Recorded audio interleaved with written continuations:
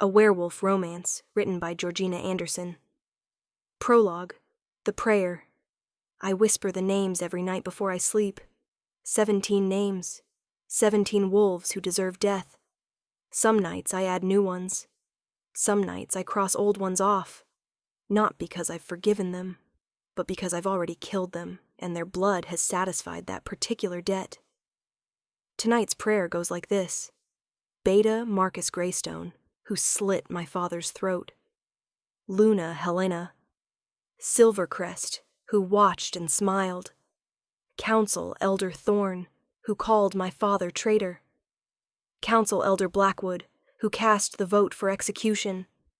My sister Sansa, who testified against him to save herself. My sister Catelyn, who stood silent when she could have spoken. The guards who held him down. The crowd who cheered. The wolves who forgot. I say these names like prayer, like meditation, like a promise written in blood that hasn't been spilled yet. My name is Ayra Starkfang, daughter of the murdered Alpha Eddard Starkfang of the Northfang Pack. They exiled me beyond the ice boundary to die. I didn't die. I became something worse. I became no one. And then I remembered I was someone after all. This is the story of how an exiled wolf became a ghost, how a girl who didn't belong learned to belong nowhere and everywhere, how revenge isn't always hot and immediate. Sometimes it's cold and patient, and served over years instead of moments.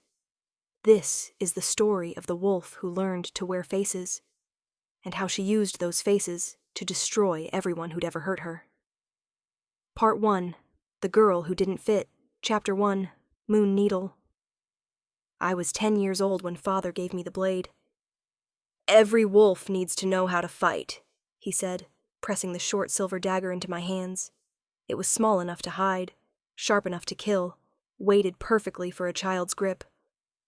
"Mother says fighting is for males and warrior-class females," I said. "She says proper alpha daughters learn politics and pack management and how to look graceful during ceremonies. Your mother thinks survival is guaranteed. I know better." He crouched to my eye level.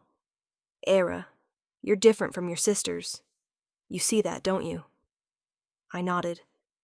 Sansa was beautiful, graceful, desired by every unmated male in the territory. Catelyn was clever, political, already building alliances through careful words and strategic friendships. And I was wrong. Too aggressive, too curious, too comfortable in the forest and too awkward in the pack hall, too interested in fighting and hunting, and things that proper alpha daughters weren't supposed to care about. "Different isn't weakness," Father continued. "Different is strength they haven't learned to recognize yet. So we'll train. Secretly. Just you and me. And you'll learn to protect yourself when I'm not there to do it for you. Why wouldn't you be there?" Something flickered across his face. Fear, maybe. Premonition. "Because alphas make enemies, little wolf. And enemies don't always fight fair. We trained in secret for 4 years. Before dawn, while the pack slept, Father taught me to move silently, to strike precisely, to think 3 steps ahead of my opponent, to survive. He named the blade Moon Needle. Small and sharp and underestimated," he said. "Just like you." I was 14 when they killed him. Chapter 2. The Betrayal. It happened during the Grand Council, a gathering of all major packs to discuss territory disputes and alliance structures. Father had been arguing against the Crimson Moon Council's expansion policies, said they were too aggressive, too willing to violate neutral territory, too focused on conquest instead of cooperation. He was right. They killed him for it anyway. Beta Marcus Greystone, Father's second-in-command, his trusted friend, the wolf who'd stood beside him for 20 years, turned traitor. The accusation came during a formal dinner. Marcus stood and declared that Alpha Eddard Starkfang had been secretly negotiating with rogue packs, planning a coup, conspiring to overthrow the council and seize control of the entire region. All lies. But Marcus had evidence, forged letters, fake testimony. A carefully constructed narrative that painted my father as a dangerous insurgent who needed to be eliminated for the safety of all packs. The council voted. 12 voices for execution, 3 against. Luna Helena Silvercrest, father's ally, his friend, the Luna who'd promised to support him, abstained. Her silence killed him as surely as Marcus's blade. They didn't even grant him an honorable challenge, just dragged him to the center of the gathering hall and cut his throat while hundreds watched. I tried to reach him, tried to fight through the crowd, but I was 14 and small, and no one would let me through. The last thing I saw before guards pulled me away was Father's eyes finding mine across the hall. He didn't speak, didn't mouth words, just looked at me with an expression that said, "Run, survive, remember." Then Marcus's blade opened his throat and my father died choking on his own blood while the council applauded the removal of a dangerous threat. Chapter 3. The Exile. They came for the rest of us that night. Sansa testified against father. Said she'd seen him meeting with suspicious wolves. Said she'd overheard conversations about overthrowing the council. Said she was terrified of what he'd become. All lies to save herself. The council rewarded her cooperation, made her a ward of Luna Helena's pack, gave her protection and status and a chance to rebuild her reputation by distancing herself from our traitor bloodline. Catelyn said nothing, didn't defend father, didn't testify against him, just stood silent and let him die. The council left her alone, decided silent complicity was acceptable. She retained her rank, her territory, her comfortable life. And me? I fought. When guards came to take me into protective custody, which everyone knew meant imprisonment or execution, I drew Moon Needle and wounded 3 wolves before they overwhelmed me. The council debated what to do with the violent daughter of a traitor. Execution seemed excessive. I was only 14, small, clearly no real threat. Imprisonment seemed wasteful. Why waste resources on a nobody? So they chose exile, stripped me of name, rank, and pack bonds, declared me rogue, escorted me to the ice boundary, the northern edge of known territory, where the land became too harsh for pack settlement. "You have 1 day's head start," the guard captain said. Not unkindly, he'd known my father. Liked him, maybe. After that, anyone who sees you is authorized to kill you on sight, if the cold doesn't take you first. They left me with nothing. No supplies, no weapons, not even clothes. Exile protocol demanded I face the wilderness as bare as the day I was born. I watched them disappear back toward pack territory. Then I turned north and walked into the land where wolves went to die. I was 14 years old. I had Moon Needle. I'd hidden it before capture, retrieved it after the guards left. I had father's training. I had 17 names, and I had nothing left to lose. Chapter 4. The Ice Boundary. The first week I nearly died 12 times. Cold, the kind that burns skin and numbs thought and makes you want to lie down and stop fighting because freezing to death seems easier than one more step. Hunger, the kind that empties you until you're just a walking hollow thing that thinks about food more than survival. Predators, not wolves. Worse things. Ice bears, shadow cats. Creatures that had adapted to this harsh land and saw a small, weak, freezing girl wolf as easy prey. I survived because father had trained me, because dying meant they won, because every time I wanted to give up, I remembered Marcus's blade opening father's throat and rage gave me enough heat to keep moving. I learned to hunt, learned to make fire with friction and dried moss, learned to skin kills with Moon Needle and wear their pelts for warmth, learned to move in darkness and hide my scent and be small enough that predators overlooked me. I learned to be no one, to have no past, no pack, no identity except survival. 2 months in, I found the bodies. 7 wolves, all dead, all frozen in positions suggesting they'd been fighting. not each other. Something else. Something that had left claw marks unlike anything I'd seen before. I salvaged what I could. Furs, a water skin, a flint striker. Evidence that others had tried to survive here and failed. Their failure became my resource. 3 months in, I stopped being fully human. I don't mean I lost my mind, though that almost happened too. I mean, I stopped thinking like a pack wolf, stopped following the social rules and hierarchies and structures that defined pack life. I became feral, pure survival instinct, hunter and hunted simultaneously. I was stronger, faster, more efficient. My wolf form, which had always been small and weak and disappointing, became lean and deadly, built for the harsh land, adapted. I was becoming something the ice boundary couldn't kill. 4 months in, they found me. Chapter 5. The Shadow Pack. I was hunting, tracking a wounded ice hare through snow, when the world went black. Not darkness, not unconsciousness, just nothing. Like reality had a hole cut out of it and I'd fallen through. When I could see again, I was surrounded. 12 wolves in a circle. All of them radiating power. All of them somehow invisible until they chose not to be. She survived 4 months, one said. Female voice, impressed. She's feral, another observed. Male, analytical. Look at her eyes. She's more animal than person now. Can we use her? Can she be taught? They discussed me like I wasn't there, like I was an object to be evaluated rather than a person to be addressed. I growled, low, threatening, the sound of a cornered predator. The female laughed. Oh, she's perfect, absolutely perfect. She shifted to human form, tall, scarred, ancient eyes and a face that looked maybe 30. She wore black leather and moved with predatory grace that made my instincts scream danger.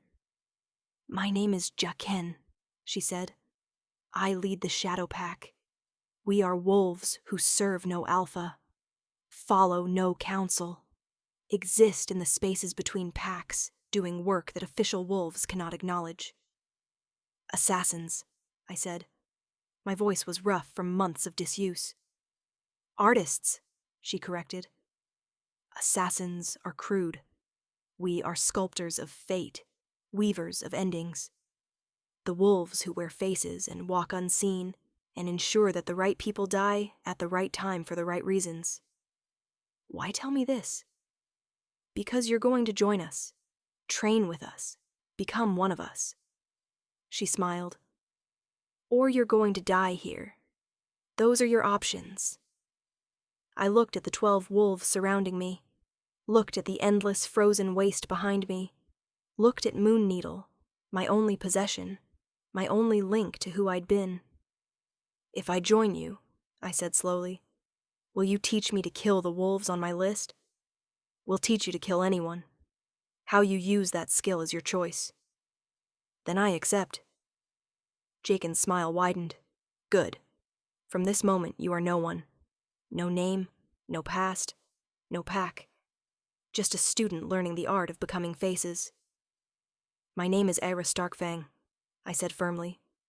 Daughter of the murdered Alpha Eddard. I will not forget. Then you will fail. To wear faces, you must first remove your own. She stepped closer. Can you do that? Can you become no one to become everyone? I thought about father. About 17 names. About revenge that required patience and skill, and the ability to walk among enemies wearing their faces. Yes, I whispered. I can. Then your training begins now. Part 2. No one. Chapter 6. The First Death. To wear a face, you must first kill the one who wears it. Jaqen said this casually, like she was discussing weather instead of murder. We stood in the Shadow Pack's compound, a series of caves and tunnels carved into a mountain deep in the ice boundary. Warm, hidden, impossible to find unless you knew exactly where to look. I'd been here 3 days, hadn't seen sunlight since arrival, hadn't spoken to anyone except Jaqen, hadn't been allowed to sleep more than 2 hours at a time. "We break you first," she'd explained. "Strip away the person you were. Create space for the no one you'll become." Now she stood before me holding a bowl. Inside it, something red and wet and still steaming. "This is blood," she said unnecessarily. "From a wolf who died yesterday. Someone useless. Someone weak. Someone the world won't miss." "Why are you showing me this?" "Because you're going to drink it." I stared. "What?" "To wear faces, you must first understand that identity is meat. Flesh, blood. Nothing sacred, nothing permanent. Just biological material that can be consumed, absorbed, transformed." She held out the bowl. "Drink." "I'm not drinking blood from a dead wolf." "Then you're not serious about revenge. You're just a child with a list and no way to cross off names." She turned to leave. "I'll escort you back to the ice boundary. You'll die within a week." "Wait." She paused. I took the bowl, looked at the blood, smelled copper and death and wrongness. Thought about Marcus's blade, about Father choking, about Sansa's testimony and Catelyn's silence and Luna Helena's abstention. Thought about 17 names. I drank.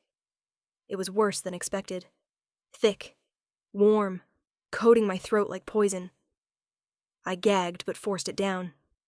Every swallow felt like betraying something fundamental about who I was. When the bowl was empty, Jaqen smiled. "Good. You've taken the first step toward becoming no one." Chapter 7. The Training. The next 6 months were systematic destruction of everything I'd been. Lesson 1. Identity is performance. They made me practice being other wolves, study their movements, their speech patterns, their mannerisms, then embody them completely until I could fool wolves who'd known the original for years. "You're not pretending," Jaqen corrected. "Pretending is surface. You're becoming. Finding the truth of who they are and wearing it like skin." I learned to walk like a beta male with confidence earned through combat. To speak like an omega female with deference learned through submission. To move like an alpha with authority that needed no justification. I learned that identity was just choices made consistently until they became habit, and habits could be changed. Lesson 2. Pain is information. They hurt me, systematically, professionally, not torture, training, teaching me to function with broken bones, to fight with wounds that should be incapacitating, to ignore pain signals that screamed stop moving and keep going anyway. "Pain is just data," Jaqen said while setting my deliberately broken finger. "Your body telling you it's damaged, but damage and death aren't the same thing. You can be damaged and still kill. Remember that." I learned to take a blade through the shoulder and still land the killing strike, to run on a sprained ankle, to see clearly with one eye swollen shut. I learned that the body could endure far more than the mind believed possible. Lesson 3. Silence is survival. They taught me to move without sound, to control breathing, to slow my heartbeat until I was functionally undetectable. I learned to stand in a room with other wolves and be completely overlooked. Not invisible, that was impossible, but ignorable, forgettable, the kind of presence that slid off awareness like water off fur. I learned that being noticed got you killed. Being forgotten kept you alive. Lesson 4. Death is precision. They taught me 50 ways to kill. Quick kills, throat slash, spinal sever, heart strike, slow kills, poison, pressure points, carefully placed wounds that bled internally, silent kills, suffocation, precise breaks, methods that left no struggle, no noise, no warning, visible kills, displays, messages, deaths that told stories to whoever found the body. I learned anatomy, weak points, where to cut to kill versus where to cut to cause maximum suffering, how to make death look like accident or natural causes or suicide. I learned that killing wasn't hot rage and dramatic confrontation. It was cold planning and patient execution and walking away before anyone noticed the target had stopped breathing. Lesson 5. Memory is weapon. They taught me to remember everything. Every face, every name, every detail. Revenge requires perfect recall, Jakin said. Miss one detail, and your target escapes. Forget one name, and your list remains incomplete. I learned memory techniques, visualization, association, methods for storing information permanently so it could be recalled years later. I learned that forgetting was a choice, and I chose to remember everything. Lesson 6. Love is weakness. They tried to make me care about other students, create bonds, friendships. Then they killed those students in front of me. Attachment is leverage, Jakin explained while I stared at a friend's corpse. A girl named Mira, who'd laughed easily and helped me with knife techniques, and was now dead because she'd failed a test. The wolves on your list will use your attachments against you, so you must have none. I learned to care about nothing except the mission, to see other wolves as tools or obstacles or resources, to protect my heart by keeping it frozen. I learned that love was a luxury I couldn't afford. Lesson 7. You are no one. The final lesson, the hardest. They made me say it, over and over, until the words meant something. Who are you? No one. What is your name? I have no name. What is your purpose? To become faces, to serve death, to be no one. They stripped away Ayra Starkfang, piece by piece. Made me forget what it felt like to have an identity. Made me into a blank slate that could be written on temporarily and erased completely. I became no one. But, and this was the crucial thing they didn't understand, I remembered choosing to become no one. And a choice could be unmade. Chapter 8. The First Face. 2 years into training, they gave me my first real assignment. There's a beta in Silvermoon Pack, Jakin said.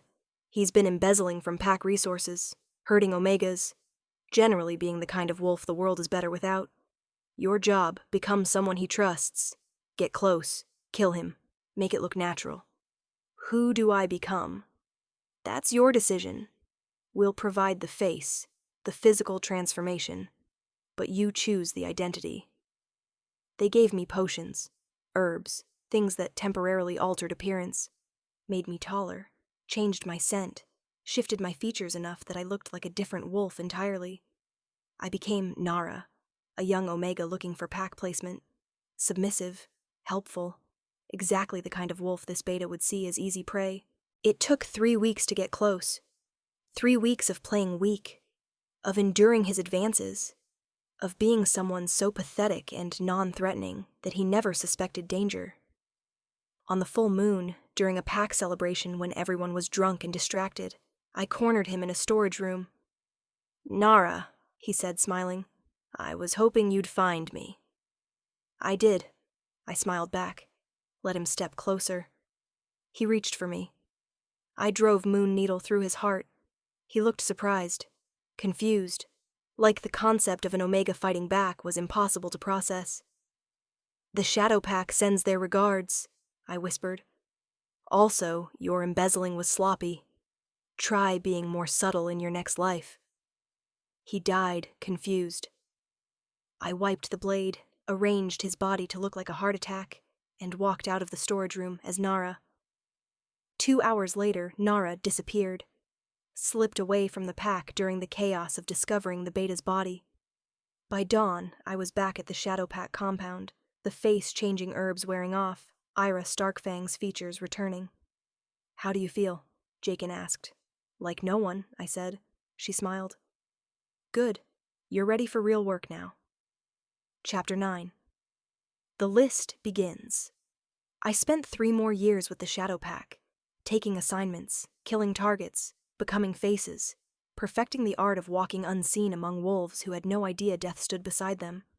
But every assignment, every kill, every face I wore, it was all training. Training for the 17 names. Training for the wolves who'd killed my father. Training for the revenge that had kept me alive through the ice boundary, and through Shadow Pack brutality, and through the systematic destruction of everything I'd been. On my 20th birthday, 6 years after exile, I told Jakin I was leaving. The training is finished, I said. I'm ready. Ready for what? To cross names off my list. She studied me. You're not no one anymore. You've remembered who you are. I never forgot. I just learned to hide it better. The Shadow Pack doesn't approve of personal revenge. We serve death, not emotion. If you leave for this, you leave permanently. No return. I understand. Do you? You're abandoning the wolves who saved you, trained you, made you deadly. For what? A list made by a traumatized child 6 years ago? For my father, I said quietly. For justice. For proving that you can't kill an alpha's daughter and expect no consequences. Jakin was silent for a long moment. Take this. She handed me a small vial. The face-changing serum, refined, longer lasting. Use it wisely. I thought you didn't approve. I don't. But I also trained you too well to waste your skills on suicide. If you're going to get revenge, at least do it properly. She almost smiled. Make it art, Ayra Starkfang. Make it worthy of Shadow Pack training. I will. I walked out of the compound, left the ice boundary. Headed south toward Pack territories I hadn't seen in 6 years. 17 names waited. Time to start crossing them off. Part 3. The Ghost Wolf. Chapter 10. The First Name. Beta Marcus Greystone, first name on my list, was living well. After my father's execution, he'd been promoted to Alpha of the Northfang Pack. Was ruling the territory father had built, sleeping in the den father had claimed, making decisions father would have made better. He'd gotten fat, comfortable, confident in his power and position, confident that the exiled daughter of the traitor Alpha was long dead in the ice boundary. I watched him for 2 weeks before making my move, learned his patterns, his routines, his security, his weaknesses. Marcus liked young Omega females, liked to abuse his power, liked to summon them to his chambers late at night when witnesses were scarce. Perfect. I became Lissa, a new Omega transferring from a southern pack. Young, beautiful, exactly his type. It took 3 days for him to notice me, 5 days for him to summon me to his chambers. I went willingly. He was alone, arrogant, assumed I was there for his pleasure. Lissa, he said, smiling, I've been watching you. You're quite appealing. Thank you, Alpha. I kept my voice submissive, my eyes down. Every inch the obedient Omega. Come closer. I did. He reached for me. I moved. Moon Needle appeared from where I'd hidden it. The blade father had given me. The weapon that had kept me alive through 6 years of hell. It found Marcus's throat before he could scream. But I didn't kill him. Not yet. Just nicked the artery. Let blood flow, but not spray. Gave him minutes instead of seconds. His eyes went wide. Recognition and terror mixing. Do you remember me? I asked quietly. Dropped the Omega act. Let my real voice show. Look closely. He stared, confused. Then understanding dawned. Ayra? He choked. But you're dead. Exile didn't take. Turns out being the daughter of a murdered Alpha makes you surprisingly hard to kill. I crouched beside him. I've spent 6 years learning how to do what you're about to experience. Want to know what I learned? He tried to speak. Couldn't. Blood was filling his throat. I learned that revenge isn't about hot rage. It's about cold patience. About becoming skilled enough that your enemies never see you coming. I wiped Moon Needle on his expensive furs. I learned that you can't kill someone's father and expect them to die quietly in the snow. I learned that lists aren't metaphors. I showed him the list. 17 names. His was at the top, carefully written in father's blood 6 years ago. I drew a line through it in Marcus's blood. 16 more, I said. Then I cut deeper and let him bleed out. When he was dead, when I was certain, I arranged the scene. Made it look like he'd been with an Omega who'd fought back.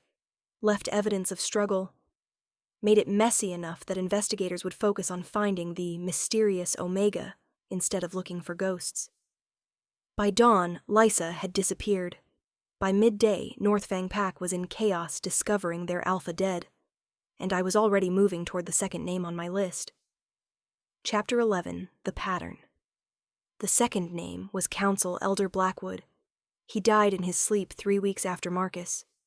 Poison in his evening wine. Subtle, undetectable until it was too late. His death was ruled natural causes. Heart failure. No one suspected murder. I crossed his name off. The third name was one of the guards who'd held Father down. He died in a hunting accident. Arrow through the throat. Tragic. Witnesses saw a deer startle nearby. Clearly the hunter had been distracted and misfired. No one connected 3 deaths across 3 territories. Not yet. The fourth name was another council elder. Car accident, rare among wolves, but not impossible, especially when someone cut the brake lines. The fifth died in a pack challenge. Lost to a stronger opponent who was actually me wearing his opponent's face. The real opponent was unconscious in a closet.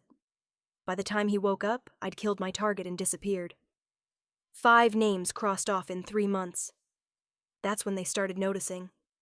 "There's a pattern," I overheard in a tavern.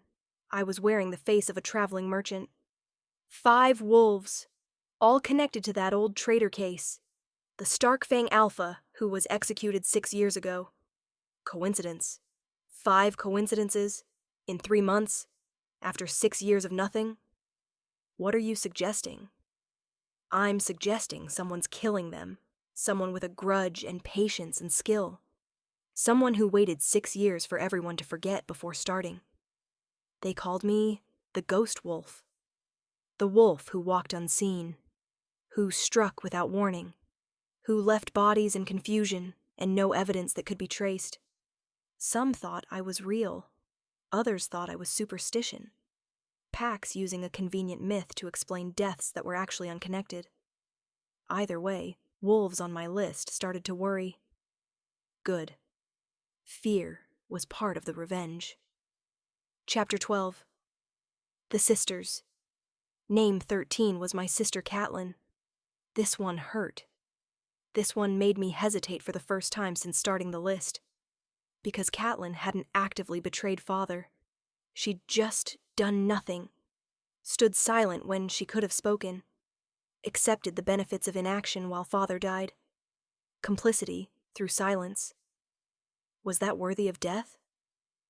I watched her for weeks. Studied her life. Saw that she'd built a comfortable existence by forgetting Father. By pretending our family had never existed. By choosing convenient amnesia over painful loyalty. She lived well, laughed easily, never spoke Father's name. That decided it. I became a maid in her household. Simple face change, easy to infiltrate. One night I entered her chambers while she slept, put moon needle to her throat, woke her. "Who?" she started. "Shh." I let my face shift, dropped the maid disguise, let her see me. "Hello, sister." She went white. "Ayra? You're alive? Disappointed?" "No, How did you—" She was shaking. "What do you want?" "To remind you of something." I pressed the blade closer, not cutting, just present. "Do you remember the last words Father said to us? 'Ayra, please. Take care of each other,'" I quoted. "Remember your pack bonds. Remember your family." Those were his last words before they dragged him to execution. "Do you remember?" Tears streamed down her face. I was scared. I didn't know what to do. If I'd spoken against the council, you would have been exiled like me, sent to die in the ice boundary, made to suffer. I leaned closer, and you chose comfort over loyalty, chose survival over family, chose to forget Father existed rather than honor his memory. I'm sorry. God's Ayra, I'm so sorry. I was young. I was terrified. I made mistakes. Mistakes have consequences. I drew back slightly. But you're my sister. Blood matters. even when it shouldn't. Hope flickered in her eyes. You're not going to kill me? No, worse. I showed her my list. Let her see the crossed-out names. Let her count how many had died. You're going to live with knowing what you did, with knowing that Father died while you stayed silent, with knowing that you chose wrong and there's no fixing it. You're going to wake up every day and remember that you had a choice. And you chose to abandon family when it mattered most. I stepped back.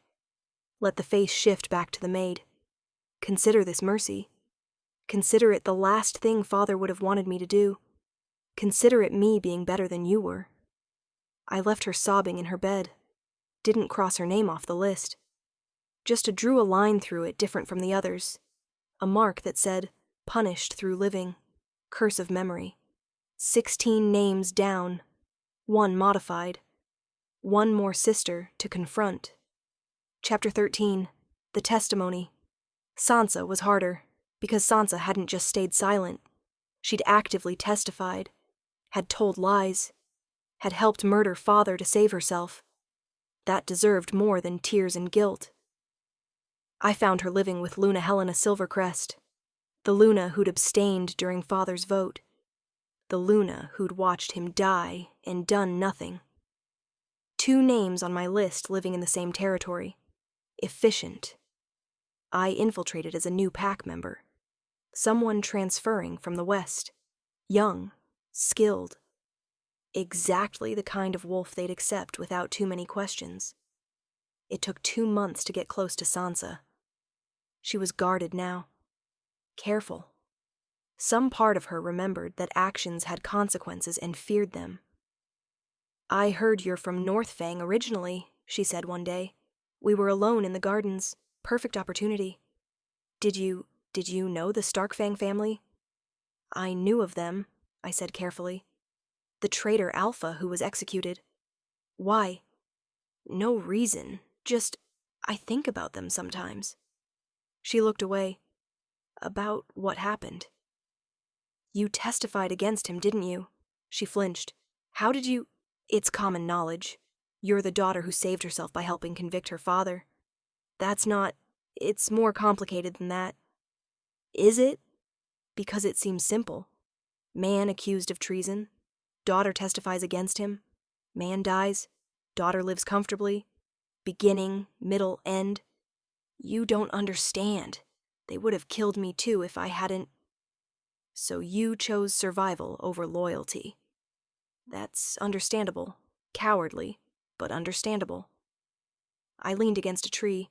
What haunts you more? That you betrayed him? Or that it worked? She was crying now. Who are you? Someone who knows what choice costs. I let my face shift slightly. Enough to be familiar. Not enough to be certain. Someone who knows that surviving isn't the same as living. Recognition flickered. Doubt. Fear.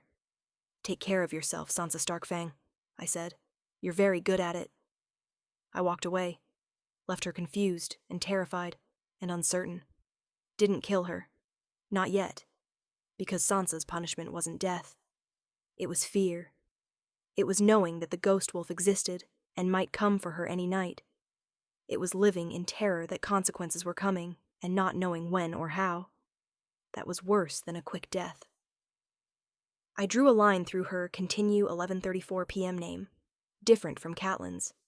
A mark that said, punished through fear, curse of anticipation. 15 names down. 2 modified. Time for the Luna.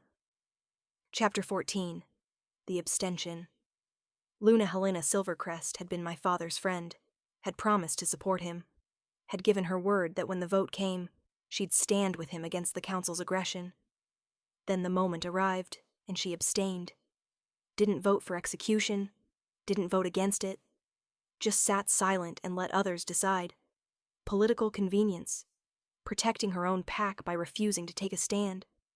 She'd chosen neutrality over friendship, and Father had died because 12 votes outweighed the opposition when they needed 13 to prevent execution. Her abstention killed him as surely as Marcus's blade. I studied her for weeks, learned her patterns, her security, her guilt. Because she felt guilty. I could see it in how she drank alone, how she visited Father's grave sometimes, how she'd aged in 6 years, not from time, but from regret.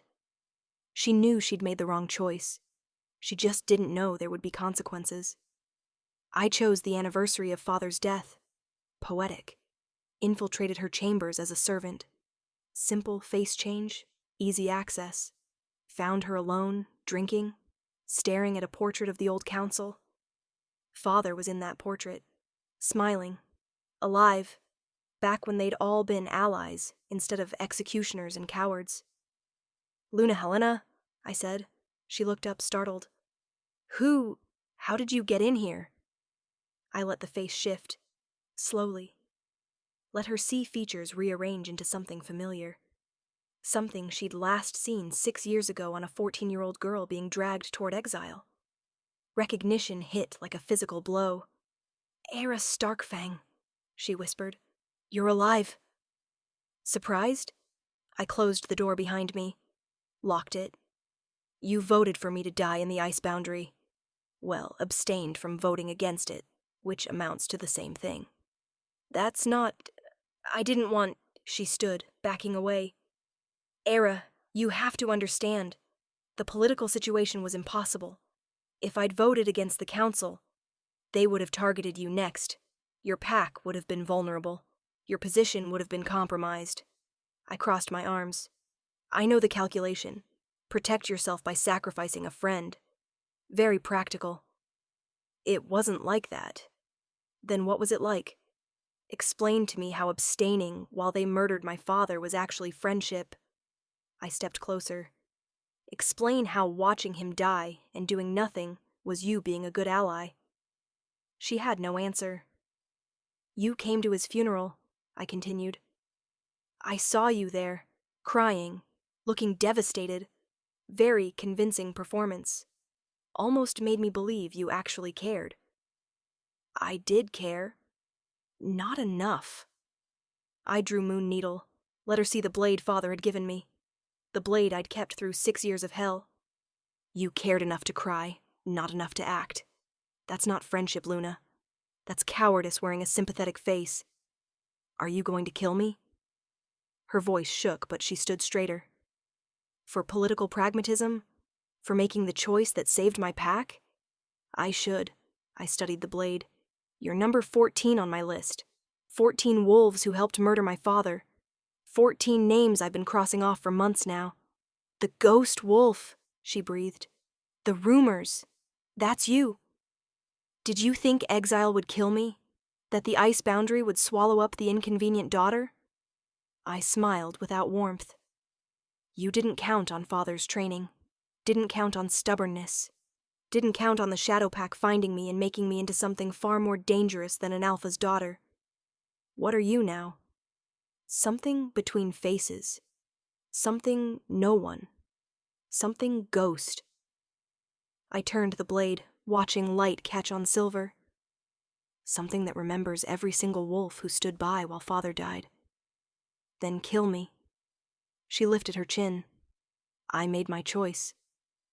I live with the guilt every day. If death is the price, I'll pay it. Brave words from someone who chose cowardice when it mattered. Mock me if you want. You're right, I was a coward. I chose my pack over my friend, and I've regretted it every single day since. Tears streamed down her face. "But I won't beg. I won't grovel. If this is justice, do it." I studied her, saw genuine regret, real guilt, the kind that had been eating her alive for 6 years. "Father would tell me to show mercy," I said quietly. "Would say that killing you accomplishes nothing except adding another body to a pile that's already too high. Would say that you're living with consequences worse than death.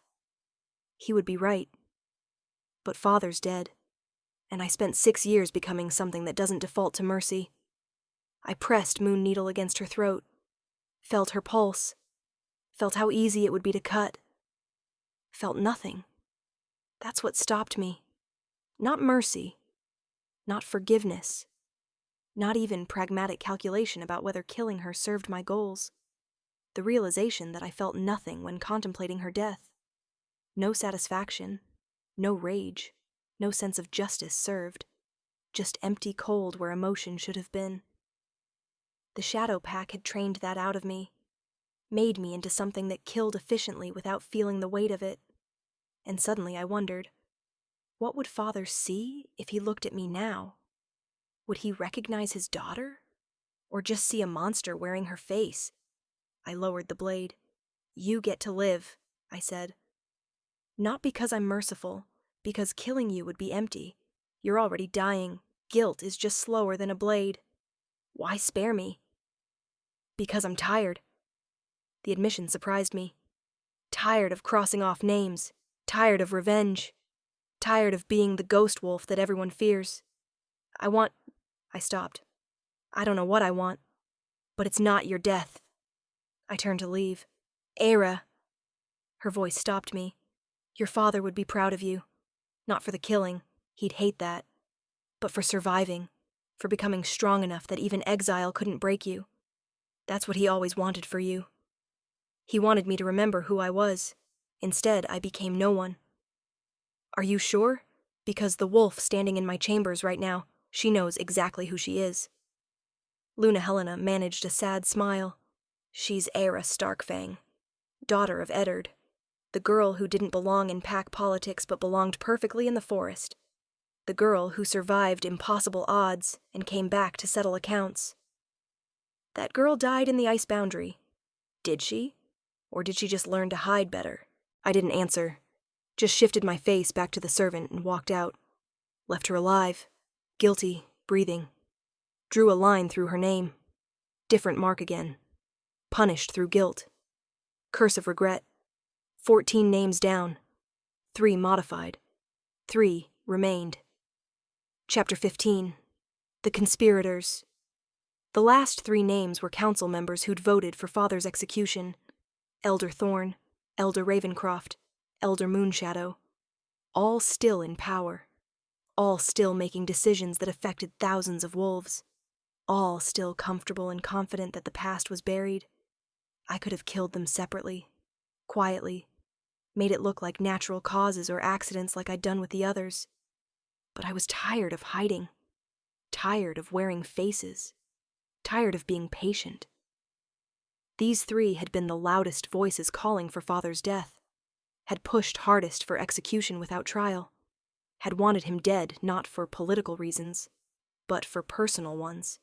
He'd challenged their authority too many times, questioned their decisions too openly, been too popular with common wolves. They'd killed him for being inconvenient. So I decided to be very, very inconvenient. I chose the Grand Council meeting, same event where Father had been executed 6 years ago. Poetic symmetry. Every major pack would be there. Every Alpha and Luna. Hundreds of witnesses. Perfect. I infiltrated as a servant. Simple face, forgettable. The kind of wolf who serves drinks and clears plates and exists as background scenery. The meeting followed familiar patterns. Territory disputes, alliance negotiations. Political maneuvering that determined how thousands of wolves would live. Elder Thorn was speaking. Something about expansion policies. I walked across the hall carrying a wine tray. No one looked twice. Approached Elder Thorn. Offered wine. He took a glass without looking at me, without acknowledging I existed. I leaned close while pouring, whispered, "The ghost wolf sends her regards." He looked up, startled. I let my face shift, just for a second. Just enough that he recognized me. His eyes went wide. The wine glass fell from his hand, shattering on stone. "What?" he started. I smiled, shifted back to the servant face, walked away like nothing had happened, left him stammering, pointing, trying to explain that the dead daughter of a traitor was serving wine. No one believed him. They thought he was having some kind of episode. Stress. Age. Too much wine already. Perfect. I did the same to Elder Ravencroft an hour later. Same tactic, same reveal. Same disbelief from everyone around him when he tried to explain. 2 council members claiming to see ghosts. Clearly they were unwell. Clearly age was affecting them. Clearly they were losing credibility. Elder Moonshadow was last. And for him, I did something different. Waited until late evening. Until most wolves were drunk and relaxed. Until the formal meeting had dissolved into casual socializing. Found him alone on a balcony, overlooking the same courtyard where Father had died. Approached with a wineglass, still wearing the servant face. "Elder Moonshadow," I said, "you look troubled." "Do I know you?" "Not yet, but you will." I handed him the wine. "Drink. It'll help with the guilt." "What guilt?" "The guilt of knowing you voted to execute an innocent alpha 6 years ago. The guilt of knowing you helped murder a good wolf for political convenience. The guilt that wakes you up at night, wondering if there will be consequences." He stared. "Who are you?" I let the face fall away completely. Stood before him as Ayra Starkfang for the first time in 6 years without disguise or illusion. Someone who came back from the dead. Someone who's been crossing off names. Someone who just wants to know one thing. "What? Why?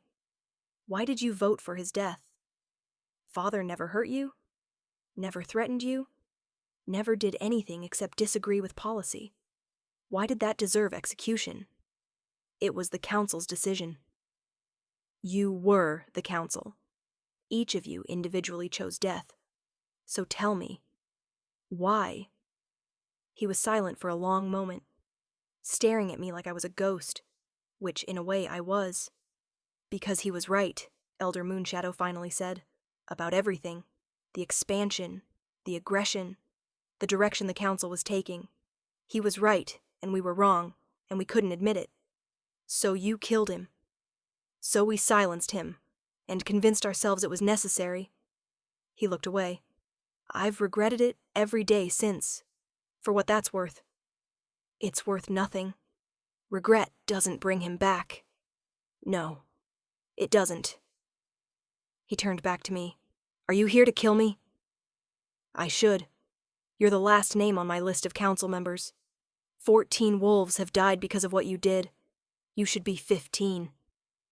But I'm tired of killing. Tired of revenge.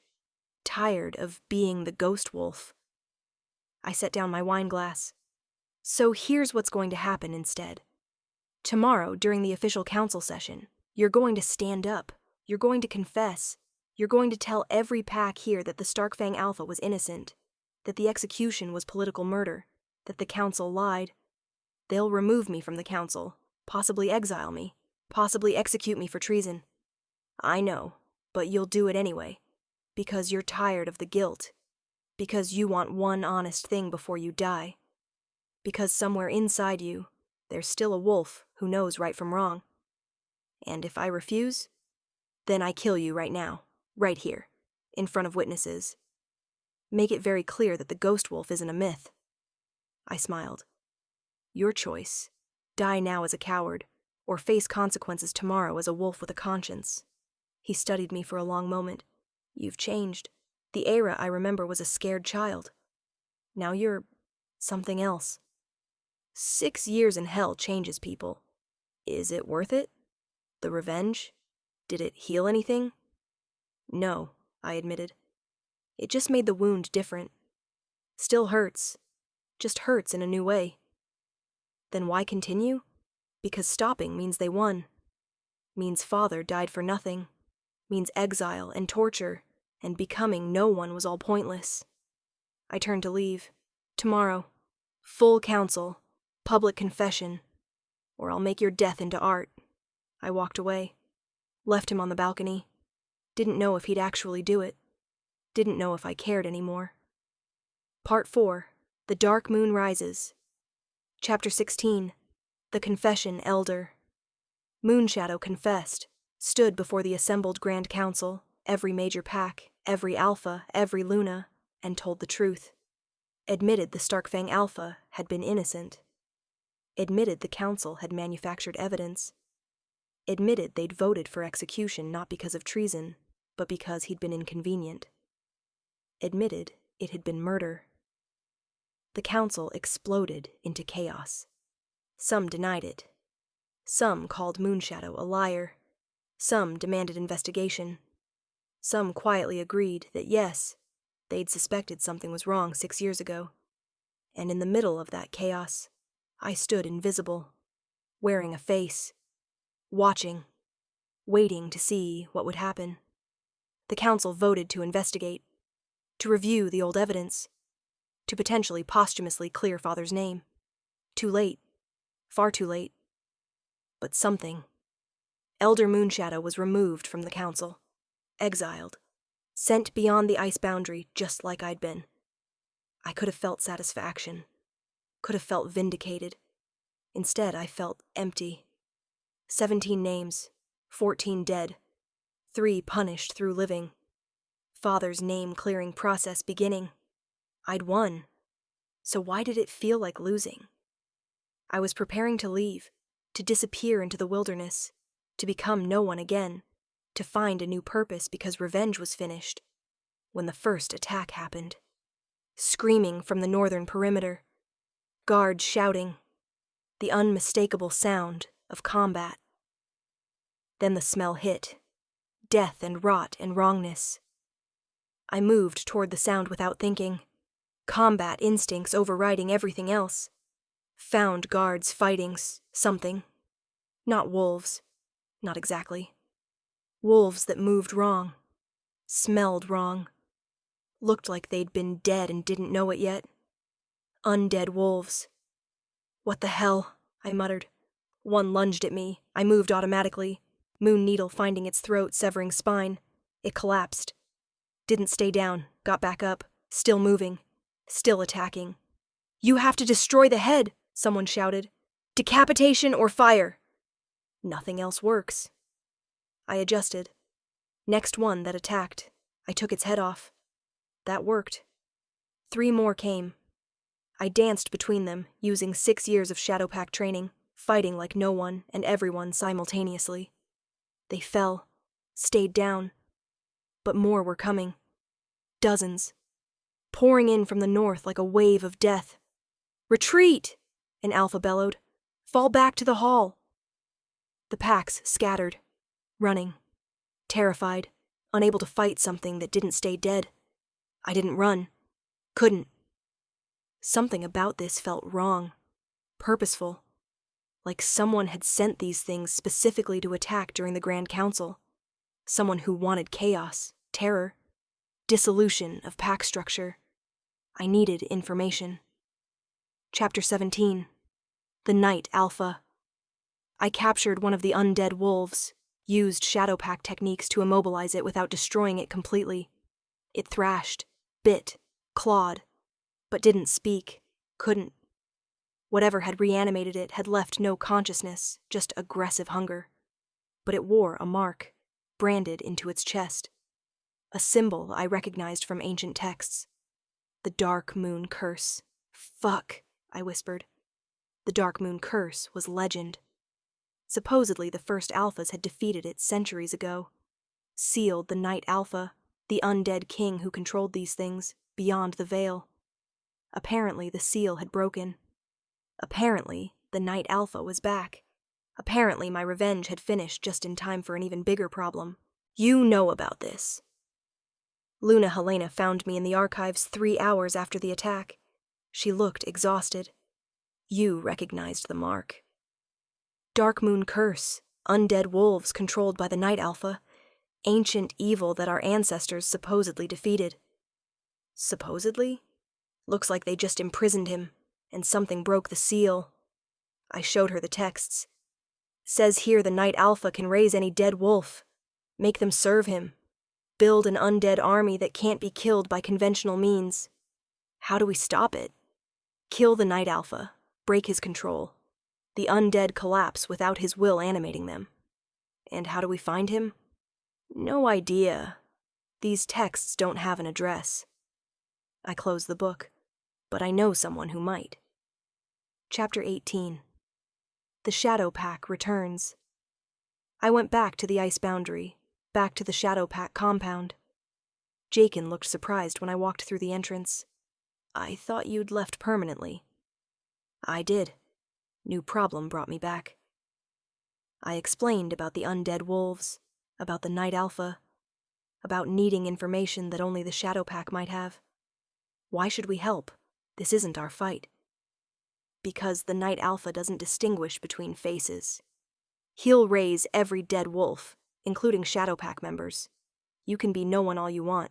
You can't be no one when you're undead and someone else controls you. That got her attention. What do you need? Information. The Shadow Pack has been around for centuries. You must have records about the First War, about how they defeated him, about where he might be now. She was silent for a long moment. There are records, but they're in the Forbidden Archives. Not even I have access. Who does? The eldest. She's been alive since before the First War. She remembers everything. Then I need to see her. She doesn't see anyone, hasn't spoken in decades. She just exists. I'll convince her. Chapter 19. The Eldest.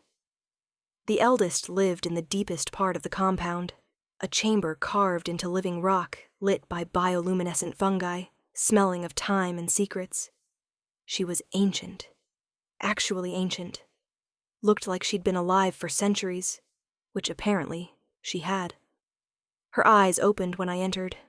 Milky white, blind but somehow seeing. Ayra Starkfang, she said. Her voice was dust and wind. Daughter of the murdered Alpha. Girl who became no one.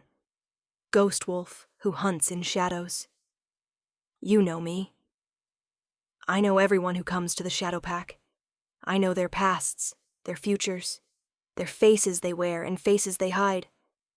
Then you know why I'm here. The Night Alpha rises. You want to know how to kill him. She smiled with too many teeth. Why should I help? Because the world ending affects even wolves who hide in mountains. The world has ended before. It will end again. That's what worlds do. Poetic, unhelpful. She laughed. Actually laughed. I like you. You have your father's bluntness and your mother's fire. Good combination. You knew my parents? I knew everyone's parents. Knew their parents' parents. Knew the first wolves who walked on two legs and decided to call themselves civilized. She gestured me closer. The Night Alpha can be killed, but not by conventional means. Then how? Silver through the heart. But it must be silver that remembers the sun. Silver forged in daylight, blessed by living wolves, wielded by someone who carries both death and life in equal measure. That's cryptic. Prophecies usually are. Makes them feel more important. She touched my hand. Her fingers were ice cold. You can kill him. You're exactly what the prophecy describes. How? You're the ghost wolf. You've killed 14 wolves. That's death. You've spared 3. That's life. You carry both equally. Death and mercy. Vengeance and restraint. She pressed something into my palm. This is silver ore from the First Pack's territory. Blessed by the original Luna Queens. Your blade, the one your father gave you, reforge it with this. It will kill what cannot normally die. I looked at the ore. It glowed faintly. Felt warm, despite coming from a frozen cave. Why help me? Because I'm tired. I've lived too long, seen too much. Want the world to continue existing so I can finally die, knowing it'll keep going without me. She smiled again. Also, your father once did me a kindness. This is paying that debt forward. What kindness? He didn't ask questions when he shouldn't. Just like you're not asking how I knew your mother, despite her dying when you were born. She waved dismissively. Go. Reforge your blade. Kill the Night Alpha. Save the world. Be heroic. And after? After you decide who you are. No one or someone. Ghost or wolf. Revenge or redemption. She closed her milky eyes. The choice has always been yours. You just needed to finish the list to see it. Chapter 20. The Reforging. I took Moon Needle, Father's blade, my constant companion through 6 years of hell, and brought it to the Shadow Pack's forge master. "Reforge it," I said. "With this." I handed over the blessed silver ore. The forge master studied both blade and ore. "This will fundamentally change the weapon. Make it stronger, but different." "Are you sure?" "I'm sure." "What do you want it to become?" "Something that can kill the unkillable. Something that ends curses. Something that finishes fights." I paused. Something worthy of my father's memory. He worked for 3 days. I watched the entire process. Saw Moon Needle melted down, combined with the ore, reformed into something new. When he finished, the blade looked similar, but felt different. Lighter, sharper, singing with power that the original had never possessed. "I call it Shadow Moon," the Forge Master said, "because it's made from Shadow Pack techniques and Blessed Moon silver, because it kills what darkness creates." I tested the balance. Perfect. Exactly right. "Thank you." "Don't thank me. Just kill that undead bastard so we can all stop worrying about zombie apocalypse." Fair request. Chapter 21. The hunt finding the Night Alpha took 2 weeks. He'd established a stronghold in the ruins of the original pack territories, the place where wolves had first organized into packs, first created hierarchy, first decided that cooperation was stronger than constant warfare. Poetic, in a horrible way. Creating undeath in the place where civilization began. I scouted the stronghold, saw hundreds of undead wolves, saw the Night Alpha himself. Massive, ancient, more monster than wolf, radiating power that made my instincts scream run. I didn't run. Couldn't. This needed ending. I waited for full moon, for maximum power, for the moment when every living wolf would be strongest and every dead wolf would be most active. Then I attacked. Not directly. I wasn't stupid. Frontal assault against hundreds of undead wolves would just get me killed and raised as another servant. Instead, I used Shadow Pack training.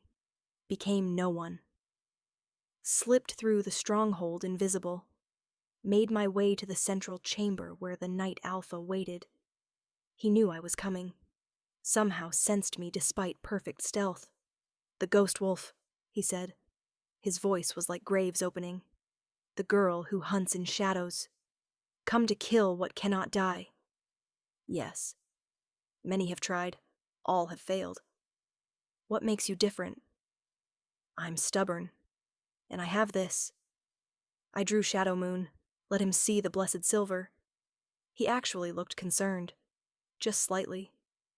"Where did you get that?" "Someone who remembered how you died last time. Thought maybe the same method would work again. Clever." He shifted, from vaguely wolf-shaped to something older, more primal, more wrong. "But you're alone. One wolf against my army. You'll fall eventually." "Maybe. But I'll take you with me." I attacked. The fight was brutal. Desperate. Everything I'd learned in 6 years thrown against something that had existed for centuries. He was faster than anything alive. Stronger than any alpha. More skilled than any warrior I'd faced. But he was predictable. Ancient. Set in patterns that hadn't changed in centuries. And I was no one. Shapeless. Adaptable. Fighting without style or form. Just pure efficiency. Shadow Moon sang in my hands. Every strike that connected burned him. Hurt him. Damaged something that normal weapons couldn't touch. He roared. Threw power at me. Necromantic energy that should have stopped my heart.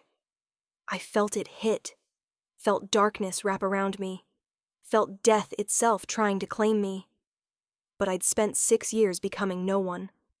And no one meant no identity for death to latch onto. No self to unmake. The energy slid off like water off fur. His eyes widened. "What are you?" "Something you didn't account for. Something between life and death. Something no one and everyone." I lunged. Shadow Moon found his heart.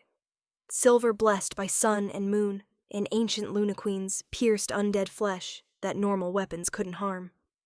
He screamed. Actually screamed.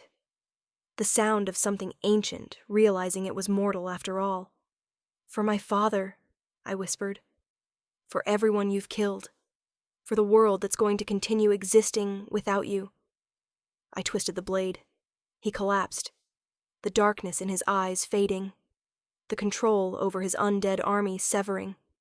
Throughout the stronghold, hundreds of undead wolves collapsed, released, finally allowed to rest. The Night Alpha looked up at me. Dying. Actually dying this time. "You're worthy," he said. "The prophecy chose well." "What prophecy?"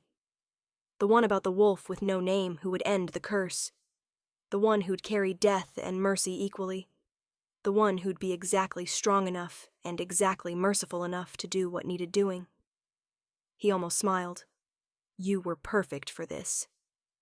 Then he died. For real this time. The body crumbling to dust. And I stood alone in the ruins, holding a blade covered in ancient blood, wondering what the hell I did now. Part 5. The Choice. Chapter 22. The Aftermath. I returned to the Grand Council 3 days after killing the Night Alpha. The packs were in chaos. Some wanted to crown me Alpha of all Alphas, the wolf who'd saved them from undead apocalypse. Some wanted me investigated for the 14 names on my list. Some just wanted me gone because I made them uncomfortable. I ignored all of them, walked straight to the center of the gathering hall, the place where Father had died, the place where everything had ended and begun. Luna Helena approached first. "Ayra, you killed the Night Alpha. You saved all of us. We owe you. You owe me nothing. I didn't do it for you." "Then why?" "Because it needed doing. Because someone had to. Because revenge was finished, and I needed a new purpose." I looked around at all the assembled wolves. "And because Father would have wanted me to save people instead of killing them. The Council wants to offer you a position, power, resources, whatever you need." "I don't want power." "Then what do you want?" Good question. What did I want? 6 years ago, I'd wanted revenge, wanted to cross off 17 names and make everyone pay. I'd done that. List finished. Father's name being cleared.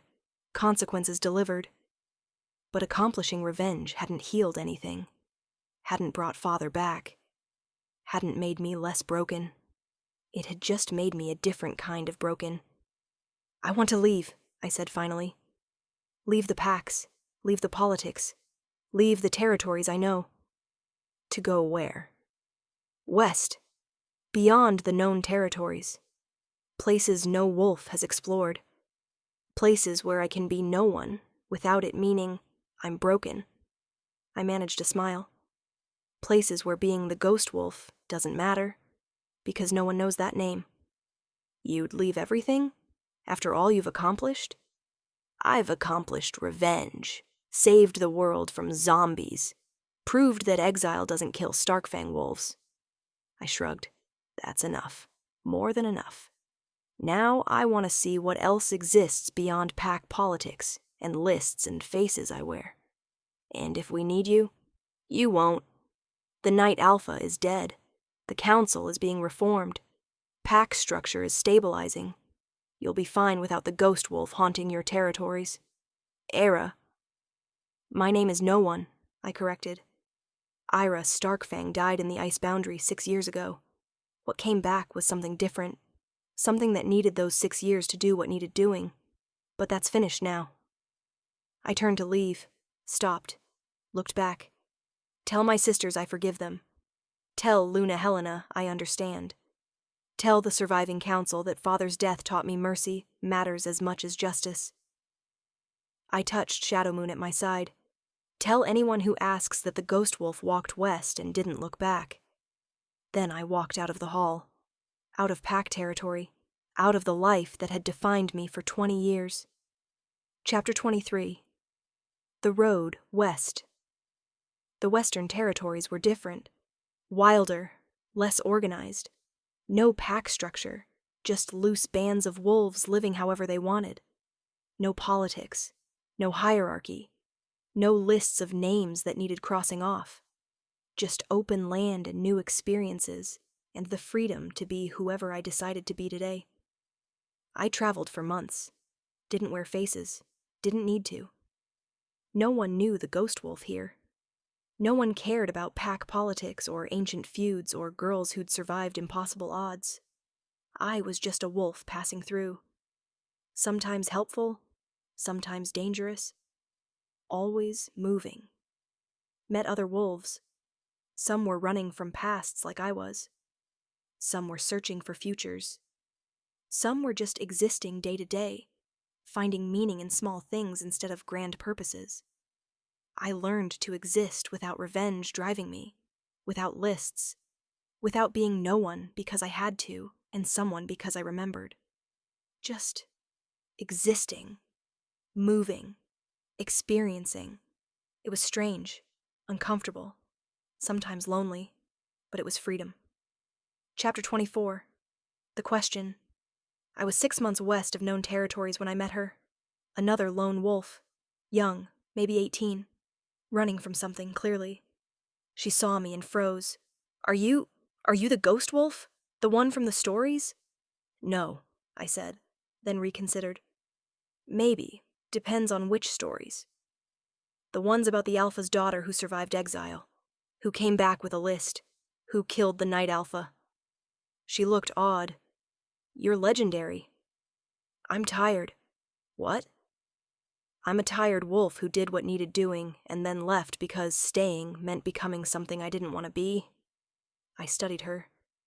What are you running from? Pack that wanted me as breeding stock. Alpha who thought Omegas existed to serve his bloodline. She looked away.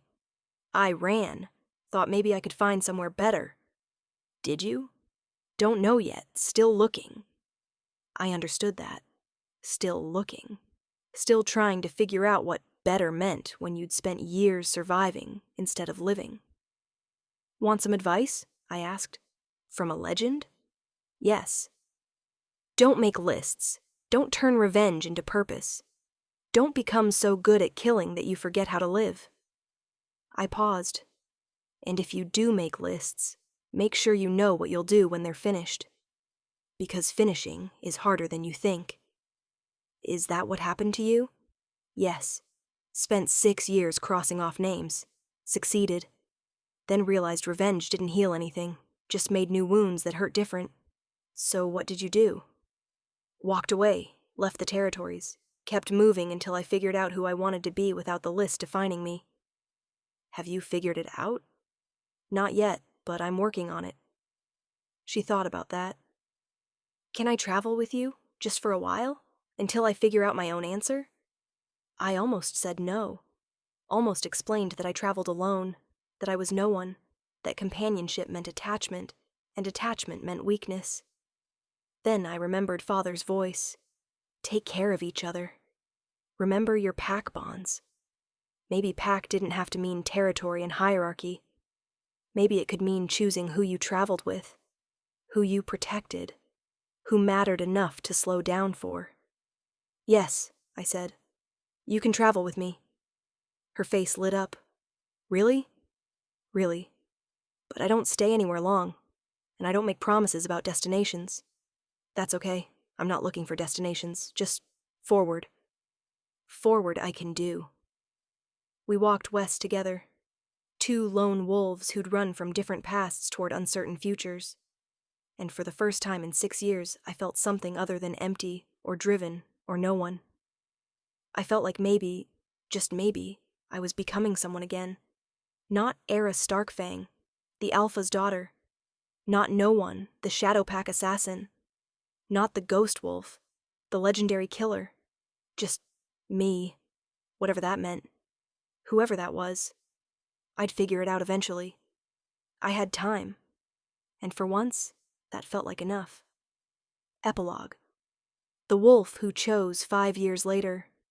The travelers found me in a western settlement. Small place, 50 wolves maybe. No alpha, no formal structure. Just people living cooperatively. I'd been there 3 months, helping with hunts, teaching combat to youngsters who wanted to learn, existing. The travelers wore formal pack markings, Eastern Territories, official delegation. "We're looking for Ayra Starkfang," their leader said. "She died 10 years ago," I replied. "Anything else?" "Please, this is important. The packs always need something. They're fine without me. The council is fracturing. Old tensions are resurfacing. We need someone who can unite them. Someone legendary enough that all sides would listen. Find someone else. There is no one else. You killed the Night Alpha. You exposed council corruption. You're the only wolf every pack respects. I'm a wolf who wants to be left alone." The leader looked frustrated. "Don't you care about the packs? About preventing another war?" I thought about that. Did I care? Part of me did. The part that remembered Father. The part that had learned pack bonds and loyalty and responsibility. But another part. The part that had become no one. That had walked away. That had spent 5 years learning to exist without lists or purposes or legendary expectations. That part said staying away was valid too. "I care," I said finally, "but I care from distance. I care by not being there. Because when I'm there, I become the ghost wolf again. I become the legend instead of the person. And I've spent 5 years learning to be a person. So you'll refuse? I'll give you advice instead. The packs don't need a legendary figure to unite them. They need to remember why they formed packs in the first place. Not for power or territory or dominance. For cooperation, protection, making sure no wolf faces the world alone. That's idealistic. That's what my father believed. What he died trying to preserve. If the packs need uniting, tell them to read his writings. Follow his example. Be the wolves he thought they could be. And if that's not enough, then they'll fracture and fight and eventually rebuild from chaos. That's what wolves do. We're resilient, annoying that way. Annoying. The delegation left, disappointed. I felt guilty for maybe 3 seconds. Then I went back to teaching youngsters how to fight properly, and helping prepare evening meal, and existing as not legendary. That night, the young wolf I'd traveled with, her name was Rika, found me by the fire. "You could have gone back," she said. "Could have been alpha of all alphas, ruled territories, had power." "I could have. Why didn't you?" "Because that's not who I want to be." I stared into flames. 6 years ago, I was a girl who survived by becoming no one, who killed 14 wolves for revenge, who learned to wear faces and walk unseen and be exactly what situations needed. And now I'm trying to be someone without needing situations to define me, without lists or faces or legendary expectations. Just me, whoever that is. Is it working? Some days. Other days I miss the simplicity of lists, of knowing exactly what needed doing and doing it, of having clear purpose. But clear purpose made me into something I didn't like, something that killed efficiently and felt nothing and existed as weapon instead of person. I looked at her. I don't want to be a weapon anymore, even if being a person is harder. She was quiet for a while. Then, "Thank you." "For what?"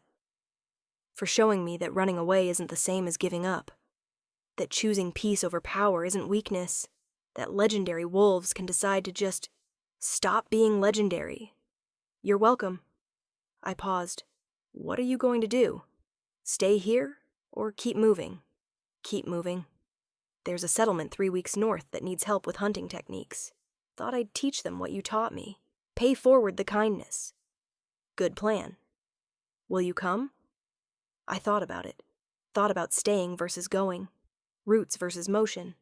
Who I'd been versus who I was becoming. "No," I said finally. "I think I'm staying here for a while. Long enough to see what it's like to have a place instead of just passing through. That's growth. I'm proud of you. I'm a decade older than you." And yet, I'm giving you life advice. Funny how that works. Despite everything, I laughed. Actual laughter. The kind that came from genuine amusement instead of dark humor or survival instinct. It felt good. Foreign, but good. Rika left the next morning. I watched her go and felt something I hadn't felt in years. Hope that she'd be okay. Actual caring about someone other than myself. Attachment. The thing Shadowpack had trained out of me. The thing I'd thought was weakness. Maybe it was weakness. Or maybe it was what made being alive worth surviving for. Hard to tell sometimes. 10 years later, I'm 30 years old now. Ayra Starkfang has become a story people tell. The Ghost Wolf is legend. The girl who survived exile and killed the Night Alpha is myth. I'm none of those things anymore. I'm just someone who lives in a Western settlement, who teaches combat sometimes, who helps with hunts, who's learned to exist without lists or revenge or faces I wear. Someone who remembers being no one, but chose to become someone after all. Someone who finished her list a decade ago and spent 10 years learning what comes after revenge. I still have Shadow Moon. Still carry Father's blade reforged into something that killed the unkillable. But I haven't drawn it in years. Don't need to. This settlement is peaceful. Some days I miss the clarity of purpose. Miss having 17 names to cross off. Miss being the ghost wolf that everyone feared. Most days I'm grateful I'm not that anymore. I'm just me. Whoever that is. Whoever that's becoming. And Father, wherever he is, whatever exists after death, I hope he'd be proud. Not of the killing, not of the revenge, but of the choice to stop, to walk away, to become someone instead of staying no one. I hope he'd understand that lists don't heal wounds. They just create different ones. I hope he'd approve of me learning to live instead of just survive. I think he would. He always wanted me to know myself, to be comfortable with who I was even when others weren't. I'm getting there. Slowly. Imperfectly. But I'm getting there. The travelers come every few years, asking if I'll return, if I'll lead, if I'll be the legend the packs need. I always say no. Not because I don't care. Because I care differently now. Care from distance. Care by being someone who chose peace over power and refuses to apologize for it. The world doesn't need the ghost wolf anymore. It just needs wolves who remember that choosing who you become matters more than accepting what others made you. I'm one of those wolves. That's enough. That's everything. The end.